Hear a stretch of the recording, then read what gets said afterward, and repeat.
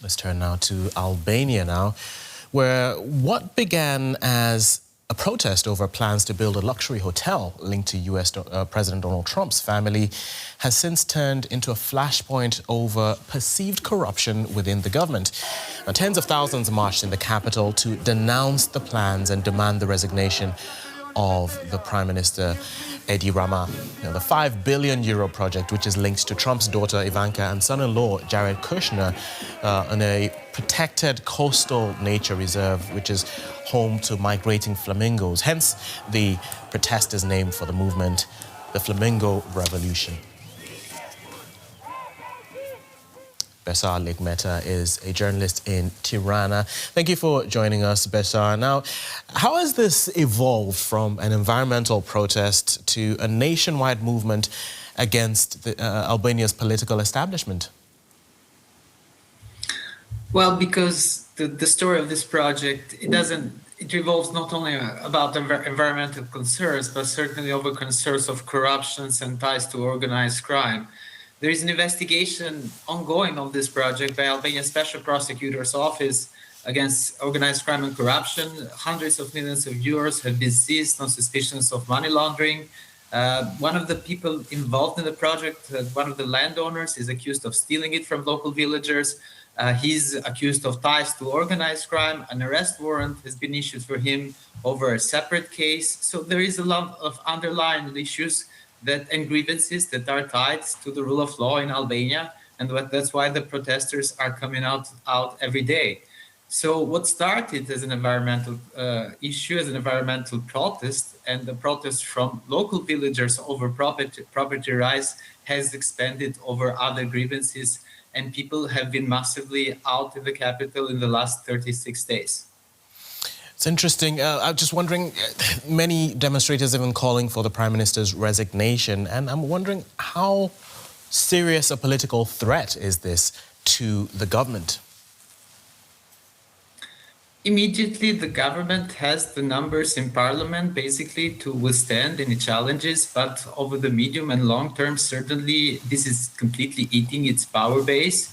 The people protesting in the street, they come from different walks of life. But mostly they're young people, they're young people with families, and certainly this is the voters that the government should be courting to.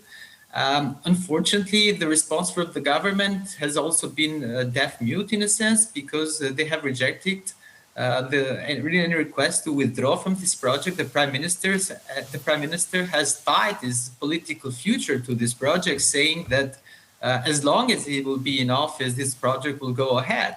So there's not much of a dialogue with the protesters. Also, the Prime Minister has insisted that most of the protesters, which are in the tens of thousands yesterday in the streets of Tirana, are manipulated by foreign elements. And there is this hybrid war, he pretends, going on against Albania, and we're manipulating the people in the street through social media and algorithms, but tied to Iran or possibly Russia, but he has shown very little evidence to back up his claims.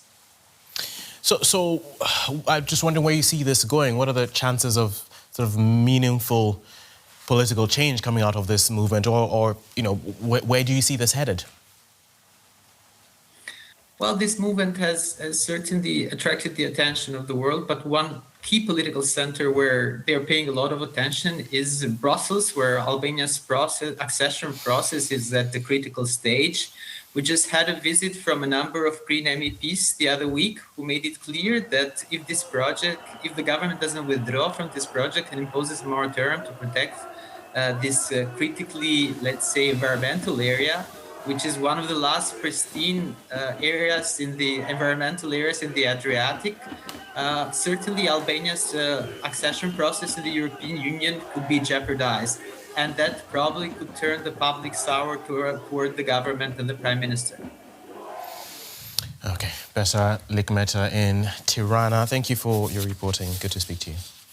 For more, let's cross over to our correspondent Rashela Shehu in Tirana.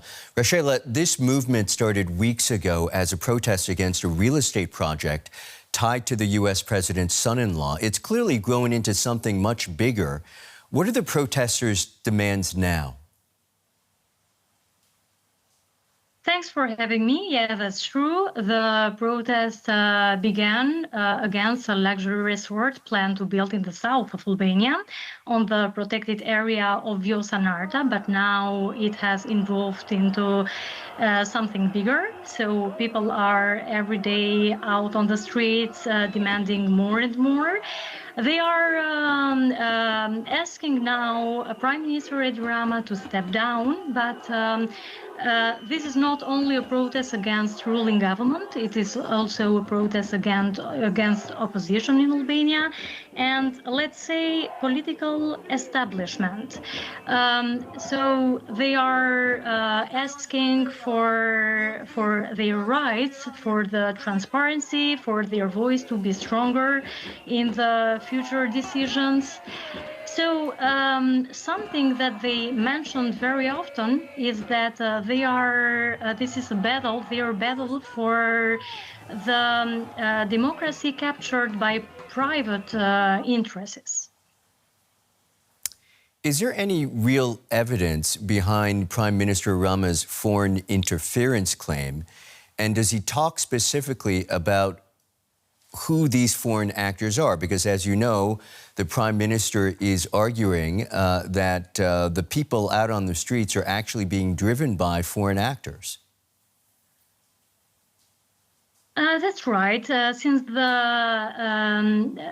beginning of the protest, Prime Minister Edi Rama has claimed that foreign influences, foreign actors are encouraging the protest in Albania. He mentioned Iran as one of the foreign actors, but so far we haven't seen any public evidence to support this claim. A few days ago, I asked Vice President of European Parliament, Nikolai Stefanuța, he was in Tirana and joined the protest, if they have any evidence that support this the claim of Prime Minister Edi Rama, and he rejected that.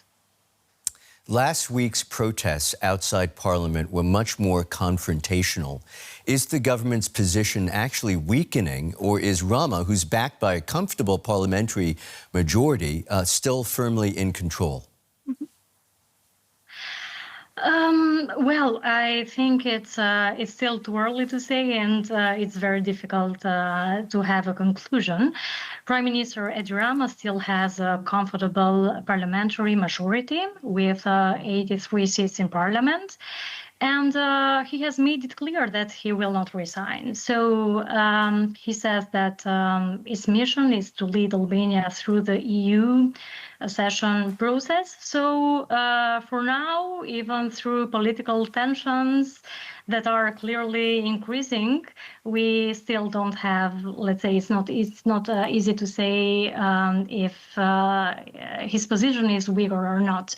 But what I can mention is that it looks like a battle of resistance.